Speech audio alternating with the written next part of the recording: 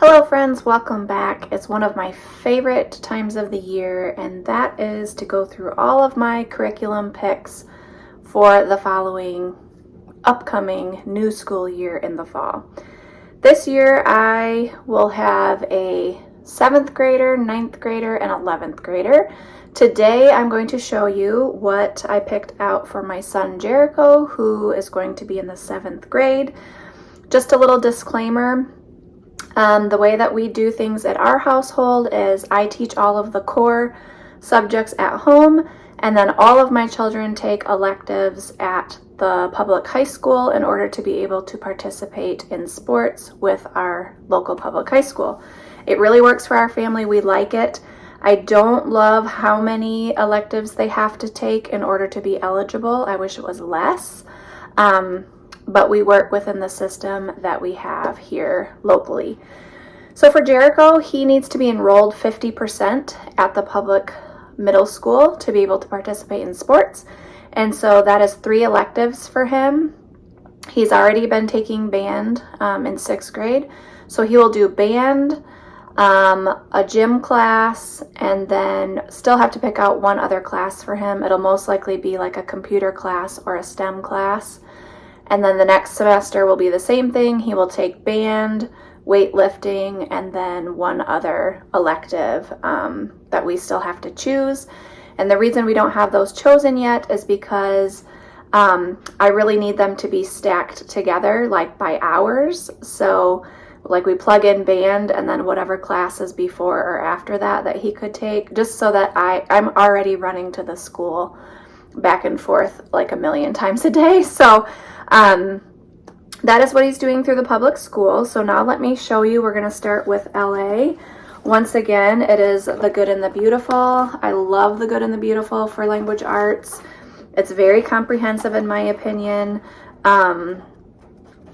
Like my oldest daughter, Journey, has already taken the pre-SATs and did outstanding on the English portions of those tests, and so I know that it's very comprehensive. And she even mentioned when she took it, she said the grammar section was super easy because all of the sentence dictation and the grammar that you do in language arts with The Good and the Beautiful is fabulous in my opinion.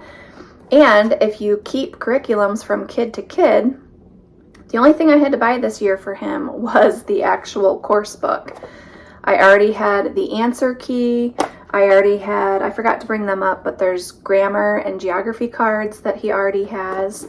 And so he will be doing that. Along with it, he has, and I keep these books from kid to kid as well, but Little Lord Fauntleroy is the book that's required to go along with the course book. And then the level 6 reader, that's required as well. And then there is a reading course challenge that I always have the kids do. And so these are just 2 that were on there. The Trumpet of the Swan, which we have read almost all this or all of this through another curriculum.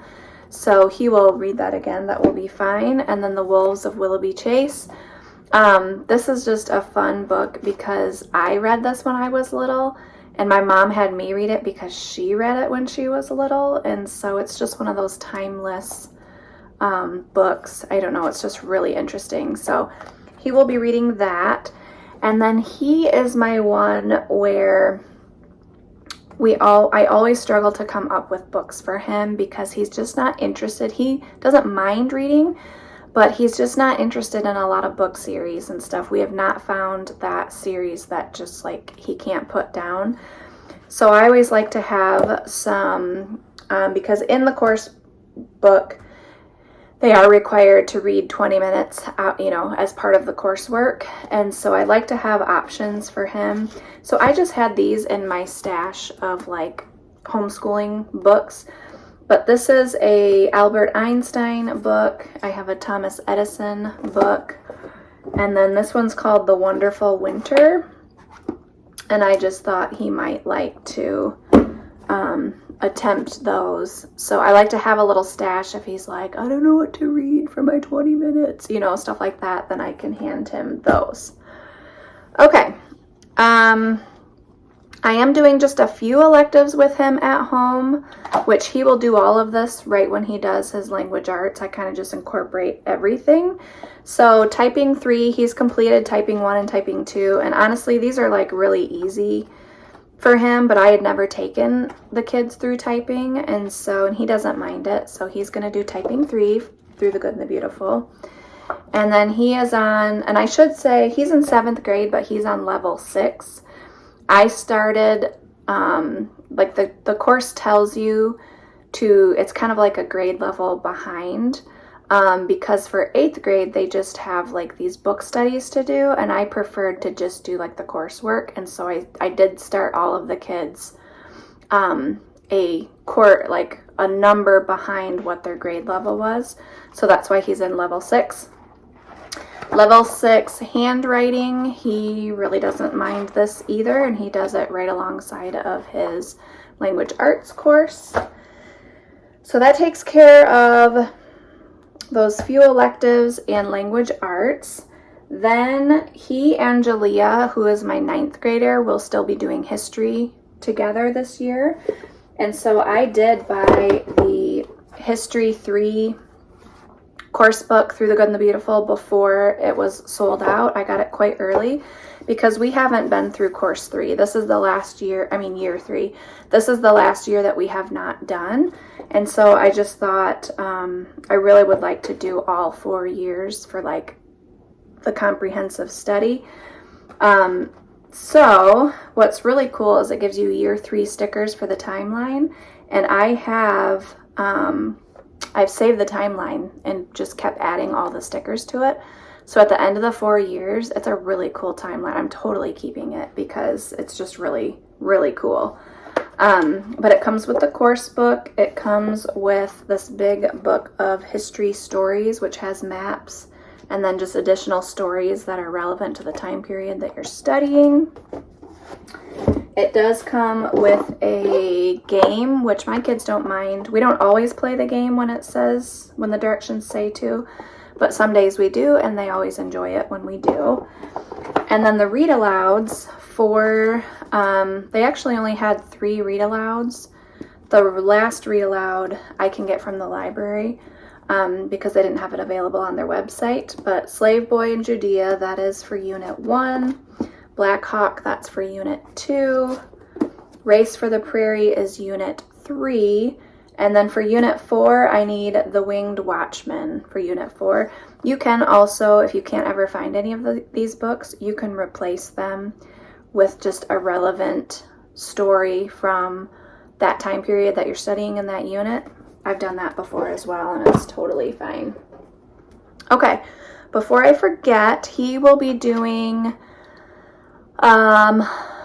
grade 7 math through CTC Math again this year. With online math curriculums, there's always some positive and negatives. And after we switched from teaching textbooks, I just decided, good, bad, or ugly, we're sticking with CTC Math because there can be gaps if you switch curriculums every year because every curriculum has a different standard for that year or whatever. So I just decided we're going to stick with it. It seems to work for the older levels for my daughters, and so he's going to be doing grade 7 math through CTC again. It's very affordable in my opinion for what you get. And he's already finished his math for 6th grade. So he's actually going back through. He started at the beginning, and I gave him a percentage. I think I said if you got 83% or below or something like that on a lesson, to go back through those lessons, and he's currently doing that, and we will continue to do that throughout the summer. We don't take math off in the summer. I don't make him do it as frequent, but we don't take math off because that's never good for my kids. They need to oh, I've never done that during a video before. The allergies right now are whew. Okay, anyway, that is the plan for math. Then the last subject he has is science, and it makes me sad to say this, but he will be the only one that I'm doing the science units through the Good and the Beautiful with, because the girls have older sciences that they're doing. So I got his input on this. So we're going to be doing arthropods. I really love the new format. I love that it already comes with the student journal. I love that the only thing that I have to do with this basically is cut out the vocabulary words to pin them up on our pin board. Everything else is like all in here, and there's like, it really is like open and go. It's wonderful. Then he will be doing weather and water, again with the nice student journal. And in case you're wondering, these are grade specific. There's younger student journals as well. And he will also be doing, I've already had him been doing the lesson extensions, but for 7th and 8th grade, there's lesson extensions to make it a little more challenging.